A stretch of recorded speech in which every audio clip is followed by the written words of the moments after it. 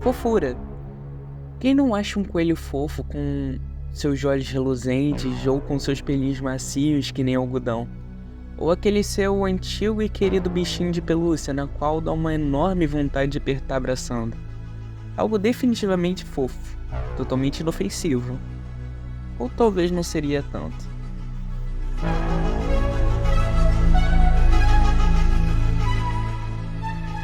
Como seria possível trabalhar numa temática tão oposta assim? E não é tão difícil. Você possivelmente já viu um filme, uma série ou até mesmo um jogo assim. Como Five Nights at Freddy's, com suas caralhadas de jogos, onde o coelho morre, o coelho revive, o coelho morre de novo, mas sempre volta, mas pelo menos cada vez mais fodido. Inclusive que recém saiu um filme de Five Nights at Freddy's. Nossa, preciso ver esse filme. Os famosos episódios perdidos com edições totalmente duvidosas sobre algum desenho animado conhecido. As antigas creepypastas das coisas mais idiotas possíveis, com a Hello Kitty com boca encapetada. Parece até aquelas lendas feitas por crianças de 10 anos, porque só basta pesquisar por meio segundinho que você descobre que a Hello Kitty tem boca.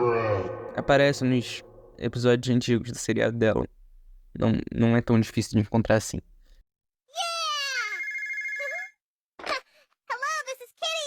Na minha direção, caralho, rapaz. Eu quero a porra do dinheiro, irmão. Vai tomar no cu, rapaz. Eu tenho que dar 3 mil amanhã pros caras, rapaz.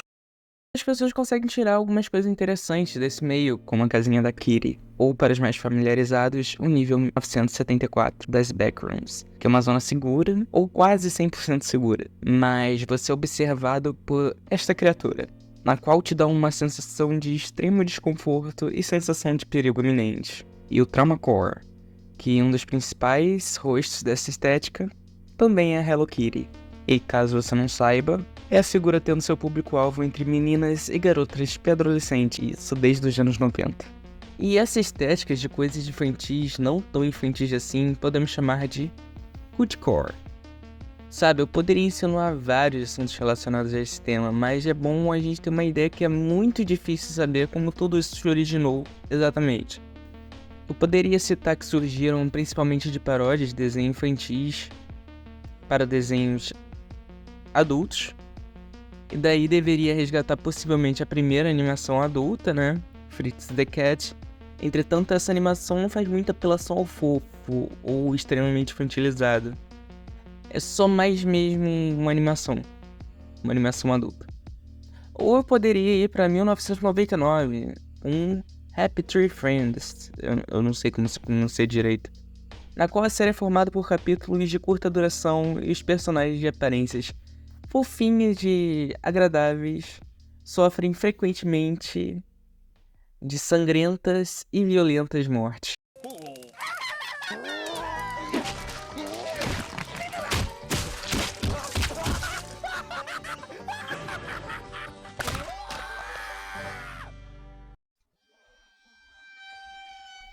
Mas como a série tem 5 temporadas e é bem extensa, eu acredito que valeria mais a pena fazer um vídeo solo sobre essa história.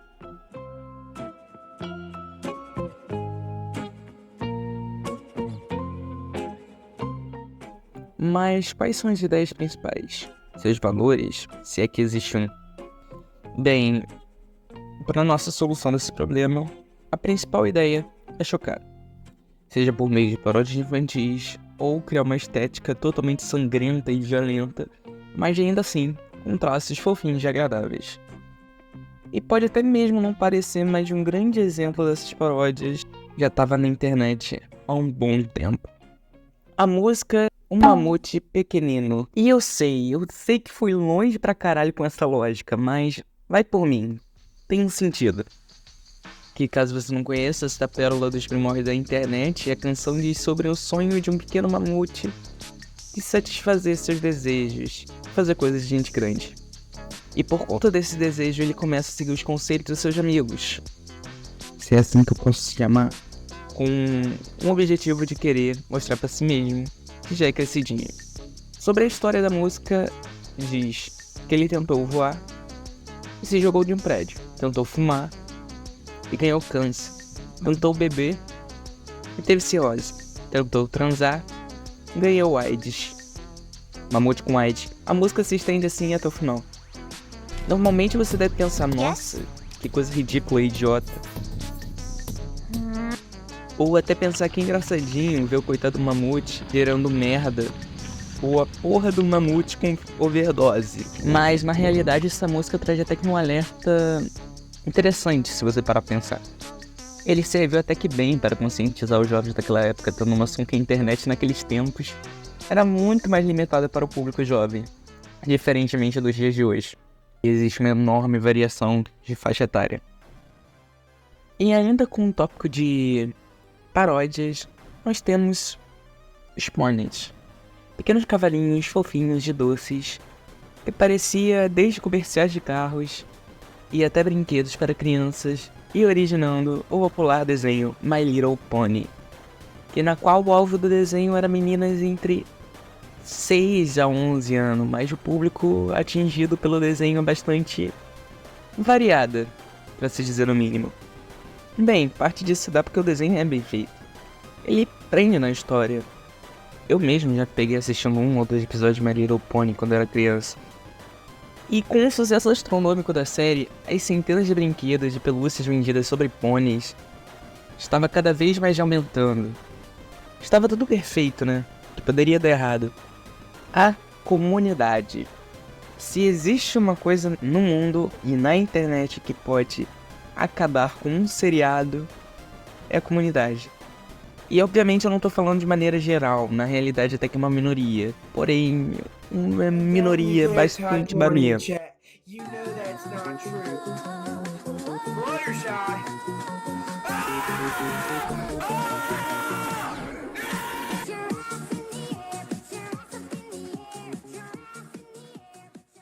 E essa parte da comunidade de My Little Ponies, eles têm tantos de assuntos de casos, inclusive casos criminais. Mas hoje eu gostaria de falar especificamente sobre esse canal, Mr. Dave. Se você tá no YouTube há um bom tempo, você possivelmente já viu um vídeo dele. Mr. Dave teve sua conta criada em 14 de novembro de 2011, com a seguinte descrição: prepare para sua mente ser explodida. E não é que ele tava certo.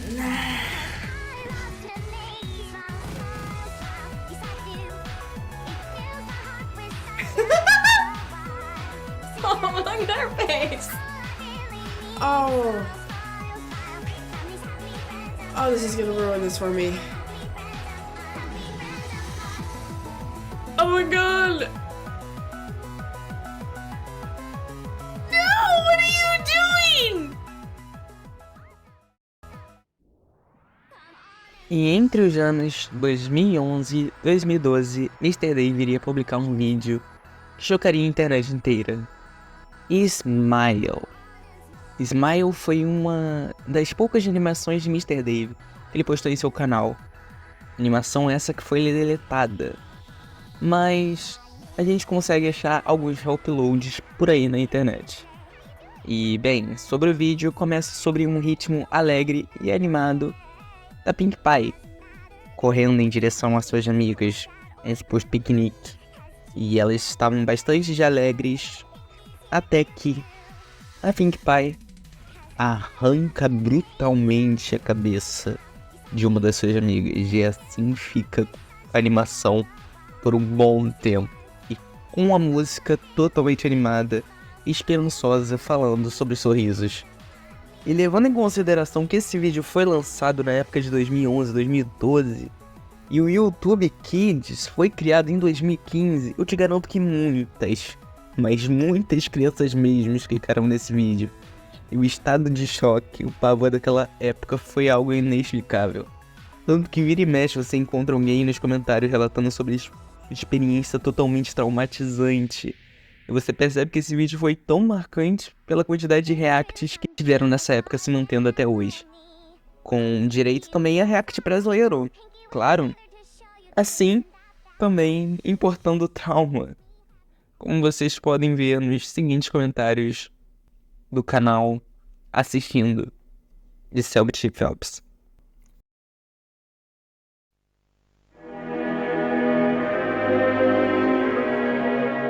Continuando sobre o assunto de coisas fofas, mas que não parecem tão fofas, né? O Hoodcore ou até mesmo o Kawaiicore, enfim, existem vários termos para isso. Mas finalmente chegamos à parte dos games, especificamente falando dos jogos de terror.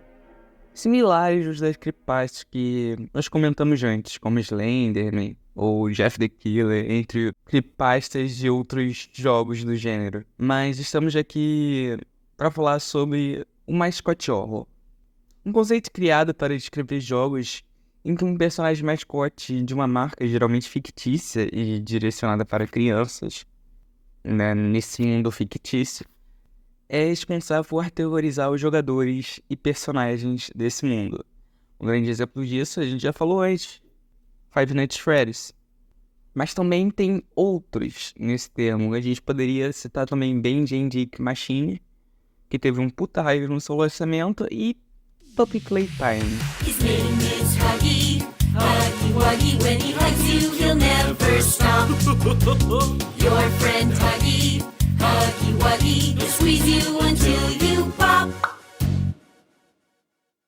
Que definitivamente é um caso que me chama muita atenção, porque apesar de ser um jogo adulto, ele meio que atingiu o público infantil de um certo modo. E eu não faço a menor ideia de como isso aconteceu, mas é um fato. Obviamente, os jogos que eu citei acima, existe um público infantil, mesmo não sendo patia, né? Mas com Puppy Playtime eu vejo com mais razão ou mais enraizado, porque você, por exemplo, você sai da rua e você passa perto de uma banca. A possibilidade de ter um boneco endemoniado do Huggy Wuggy é bem alta. Ou até mesmo ver um bonequinho do Huggy Wuggy, daqueles vendedor de balão, sabe? Que de um lado tem Ben 10 de Barbie, tá ali a porra do Huggy Wuggy. Não faz sentido. E é até engraçado ver como isso se tornou contraditório com a própria proposta inicial do mascote horror. A gente vê isso também na parte do YouTube Kids, né? Que a gente vê animações de Five Nights at Freddy's infantis, ou até mesmo animações de Bendy Machine, ou até mesmo Huggy Wuggy, que eu falei pra vocês. Mas tipo, tudo como se fosse conteúdo infantil, havendo uma puta versão com a ideia inicial. Obviamente, existem outros jogos nessa temática, milhares na verdade, é o que não falta. Five Nights at Freddy's foi um grande responsável por parte disso.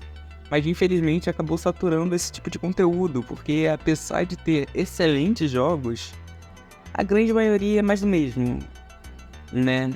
Como um bicho de terror que fica numa fábrica abandonada, ou que fica numa pizzaria abandonada, ou que fica num estúdio abandonado, que fica num lugar abandonado e que de repente ganha alguma coisa endemoniada, porque assim, foda-se, isso faz totalmente sentido. Ou até mesmo numa creche abandonada com uma puta jogabilidade de merda. Isso acaba fazendo alguns tesouros escondidos serem perdidos nesse vasto oceano de mesmice. Tendo a noção que os jogos citados sobre mascote horror, os personagens são uma paródia de desenhos animados, ou até mesmo brinquedos do público infantil, com seu próprio design e sua própria história. Nunca antes foi criado um jogo de terror, né, com um design do mesmo brinquedo, né? Nunca foi criado um jogo de terror já utilizando o design de um brinquedo já antes feito, né? Um brinquedo infantil que de repente virou de terror. Uma história baseada numa creepypasta parodiando ela, certo?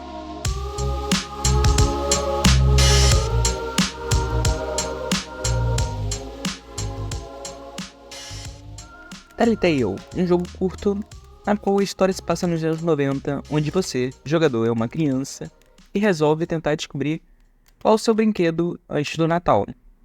E você indo até o sótão, você descobre que é um Telltale.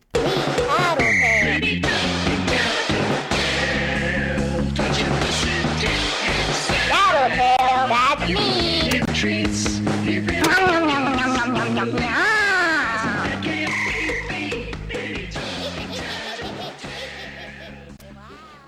Um boneco com uma suposta inteligência artificial, e por ser um brinquedo supostamente falante, você não consegue simplesmente pôr ele de volta na caixa, sendo obrigado a se esconder com ele até o Natal, enquanto a mama tenta te caçar.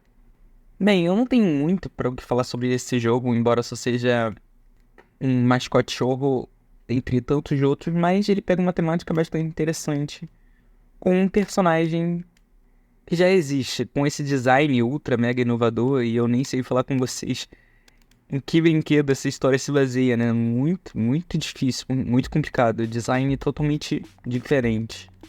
Mas, obviamente, ele se baseia nos Furbies. E bem, o Furby é um brinquedo eletrônico parecido com um hamster, uma coruja, que foi muito popular no final dos anos 90, voltada para o público infantil. Ele foi criado pela empresa Tiger Electronics e depois foi adquirido pela Hasbro, sendo relançado em 2012. E essa pelúcia eletrônica fez muito sucesso mesmo, seja eles pelos seus comerciais ultra mega agitados, parcerias como por exemplo o McDonald's e a Duracell, ou até mesmo a sua aparição em filmes.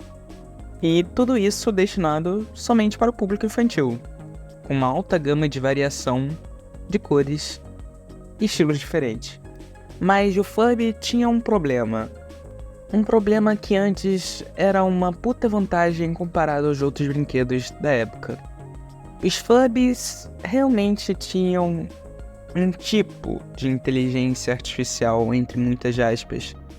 Não como se fosse um chat GPT ou algo do tipo, mas sim como falas de frases pré-prontas, usadas com um comando simples. Como você fazer um carinho nele e ele falar que te ama, ou você virar a cabeça dele pra baixo e ele falar que está tonto ou enjoado. Coisas desse gênero, sabe? Mas aonde exatamente está o problema nisso? Isso não seria um puta conceito bom? É basicamente um pet virtual, você deve estar se perguntando. O problema era que o Furby, às vezes, ele bugava. Seja por motivo do brinquedo estar enferrujado, ou as pilhas não estarem carregadas. Isso fazia ele soltar algumas frases esquisitas. E movimentos também, gerando um certo desconforto, em outros casos também até medo. E a partir daí, começa a surgir as creepypastas de Furbies. Calma, pessoal, as aparências enganam. Creepypastas, sejam elas por histórias de fórum ou vídeos feitos pela própria comunidade dos Furbies, definitivamente eles não eram mais vistos como uma figura tão inocente assim, onde qualquer movimento ou qualquer ação diferente do normal já era sinal de delírio coletivo. E bem, um canal chamado CypherXBL sabe bem disso. Desde 8 de maio de 2011, para ser exato, onde ele postou o vídeo chamado Furby Final Words, onde ele junto com seus amigos decidem queimar um Furby ligado, para ver quais seriam suas últimas palavras. E eu não tô zoando, uma caralhada mesmo de gente estava falando que ouviu a seguinte frase: Please don't go, die with me. Que, traduzindo para português BR, é por favor, não vá, morra comigo.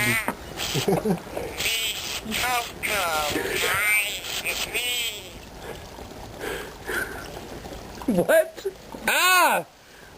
E bem, em nenhum momento desse vídeo o Cypher ele cita essa frase em si. Eu acho que ele nem ouviu no momento, ou ele nem percebeu.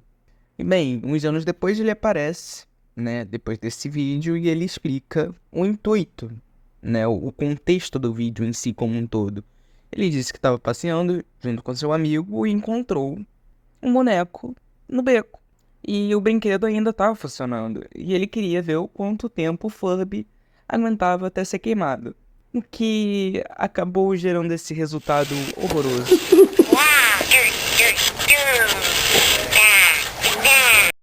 Bem, esse não é o único caso. A gente vive encontrando de pessoas falando em fóruns sobre os Furbies, falar sobre algumas frases fora do normal, um pouco incomum, e também associar Furbies com rituais satânicos.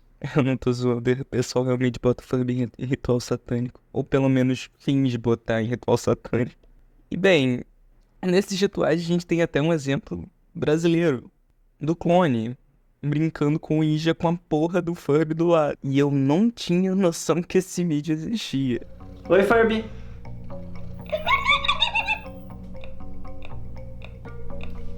Tem algum espírito do boneco aqui comigo hoje?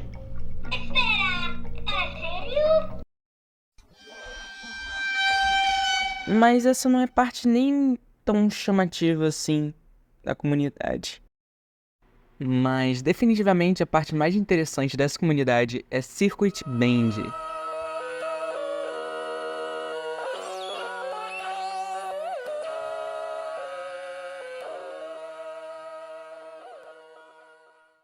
E possivelmente um dos primeiros Circuit Bands de Furby foi criado em 7 de fevereiro de 2018 pelo canal O Esquilo Nervoso, onde aparecem esses Furbies não tão fofinhos assim, meio desmontados ou até mesmo enferrujados com ruídos ainda piores.